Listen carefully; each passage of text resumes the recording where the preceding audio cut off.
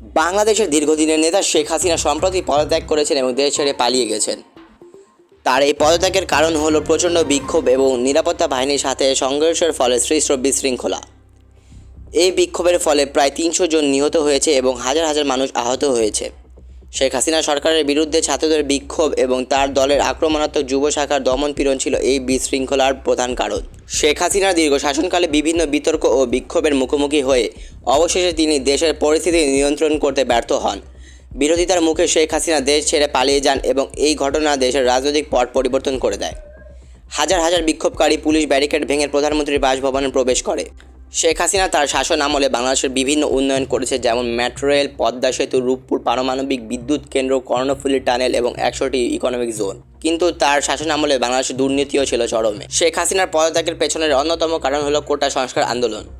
বাংলাদেশের সরকারি চাকরির ক্ষেত্রে ৩০% সিট মুক্তিযোদ্ধা কোটার আওতাভুক্ত। এই বৈষম্যের বিরুদ্ধে ছাত্র জনতা আন্দোলনে নেমে পড়ে। তাদের যৌক্তিক দাবি নিয়ে তারা আন্দোলন করতে থাকে।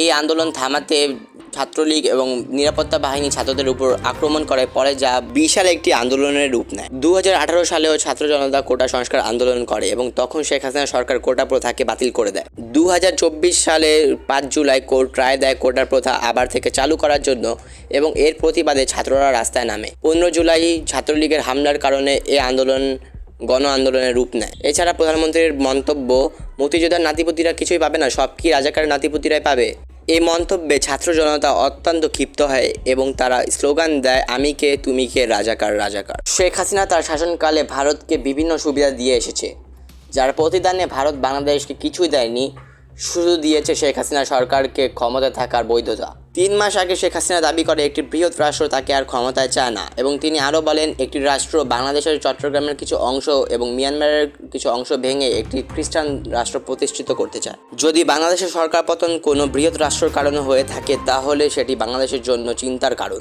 শেখ হাসিনার পদত্যাগের পর বাংলাদেশে একটি অন্তর্বর্তীকালীন সরকার গঠন করা হয়েছে। নোবেল বিজয়ী মোহাম্মদ ইউনূসকে সরকারের প্রধান হিসেবে নিয়োগ করা হয়েছে। মোহাম্মদ ইউনূস একজন বিখ্যাত অর্থনীতিবিদ এবং ক্ষুদ্র ঋণের অগ্রদূত, যিনি ২০০৬ সালে নোবেল শান্তি পুরস্কার লাভ করেন। তার নেতৃত্বে অন্তর্বর্তী সরকারকে সহিংসতা বন্ধ এবং দেশের রাজনৈতিক স্থিতিশীলতা ফিরিয়ে আনার জন্য কাজ করতে হবে। আন্তর্জাতিকভাবে ইউনূসের একটি সম্মান রয়েছে, তিনি পশ্চিমা বিশ্বের অত্যন্ত কাছের মানুষ। এই জন্য বলা যেতে পারে ইউনূস সরকার থাকাকালে বাংলাদেশ এবং পশ্চিমা বিশ্বের সম্পর্ক অত্যন্ত ভালো হবে। ডক্টর ইউনূসের নিয়োগের বিষয়ে ভারতের বিশেষজ্ঞরা বলেছেন, এই মুহূর্তে বাংলাদেশের অন্তর্বর্তী সরকারের প্রধান হিসেবে তিনিই সবচেয়ে গ্রহণযোগ্য বিকল্প। ভারতের সাবেক কূটনীতিক, সুরক্ষা বিশেষজ্ঞ এবং বাংলাদেশের বিশেষজ্ঞরা মনে করছেন ইউনূসের আন্তর্জাতিক স্বীকৃতি ও গ্রহণযোগ্যতা আছে, যা বাংলাদেশের জন্য এই কঠিন সময়ে অত্যন্ত প্রয়োজনীয়। সরকারের পরিবর্তন ও ইউনূসের ভূমিকা বাংলাদেশের রাজনৈতিক অস্থিরতার মধ্যে দেশের রাষ্ট্রপতি মোহাম্মদ শাহাবুদ্দিন গত মঙ্গলবার ডক্টর মোহাম্মদ ইউনূসকে অন্তর্বর্তী সরকারের প্রধান হিসেবে নিয়োগ করেছেন। ডক্টর ইউনূস ক্ষুদ্র ঋণের প্রবর্তক ও নোবেল বিজয়ী, দেশের বর্তমান সংকট মোকাবেলায় একটি নতুন আশার আলো হিসেবে আসছেন। বিক্ষোভকারীদের দাবি মেনে নিয়ে এই সহিংসতায় ক্ষতবিক্ষত দেশের পুনর্গঠনের জন্য এই সিদ্ধান্ত নেওয়া হয়েছে। ভারত সহ বিভিন্ন আন্তর্জাতিক বিশেষজ্ঞরা ডক্টর ইউনূসের নেতৃত্ব সমর্থন করেছেন। ভারতের সাবেক কূটনীতিক ও বিশেষজ্ঞদের মতে ডক্টর ইউনূসের আন্তর্জাতিক গ্রহণযোগ্যতা ও ছাত্রদের মধ্যে প্রেরণাদায়ক ভূমিকা তাকে সবচেয়ে উপযুক্ত প্রার্থী করে তুলেছে। বাংলাদেশের অর্থনীতির উপর এই রাজনৈতিক পরিবর্তনের প্রভাব ব্যাপক।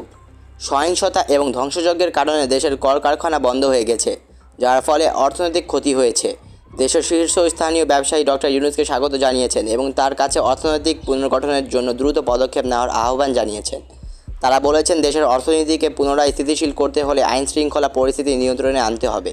এছাড়াও বাংলাদেশের গার্মেন্টস ইন্ডাস্ট্রিতে ব্যাপক ক্ষতি হয়েছে। বাংলাদেশের গার্মেন্টসের ক্রেতা হলো পশ্চিমা বিশ্ব, যারা ক্রিসমাস ডেকে কেন্দ্র করে বাংলাদেশের বিভিন্ন ধরনের অর্ডার দেয়। এই অর্ডারটির সময়সীমা হলো আগস্ট থেকে সেপ্টেম্বর পর্যন্ত। বর্তমানে দেশের এই পরিস্থিতির কারণে বাংলাদেশের সকল অর্ডার ভিয়েতনাম এবং ভারতে শিফট হয়ে যাচ্ছে, যা বাংলাদেশের অর্থনীতির জন্য খারাপ খবর। বাংলাদেশের অর্থনীতি এবং সামাজিক স্থিতিশীলতা এখন হুমকির মুখে। বিভিন্ন ব্যবসায়ী ও অর্থনীতিবিদরা ডক্টর ইউনূসকে স্বাগত জানিয়ে বলেছেন, দেশে আইন শৃঙ্খলা ও অর্থনৈতিক পুনর্গঠনে তাকে সক্রিয় ভূমিকা পালন করতে হবে। সহিংসতার কারণে কলকারখানায় আগুন ও ধ্বংসযজ্ঞ দেশের অর্থনীতিতে রক্তক্ষরণ ঘটিয়েছে। ইউনূসের নেতৃত্বে গঠিত অন্তর্বর্তী সরকার বাংলাদেশের রাজনৈতিক অস্থিরতা কাটিয়ে উঠতে সক্ষম হবে কি না তা সময়ই বলে দেবে। কিন্তু বর্তমানে দেশের শান্তি এবং অর্থনৈতিক পুনর্গঠনের জন্য এই অন্তর্বর্তী সরকার অত্যন্ত গুরুত্বপূর্ণ।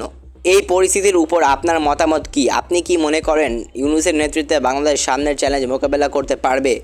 কমেন্টে আপনার মতামত জানান এবং আমাদের চ্যানেল সাবস্ক্রাইব করতে ভুলবেন না।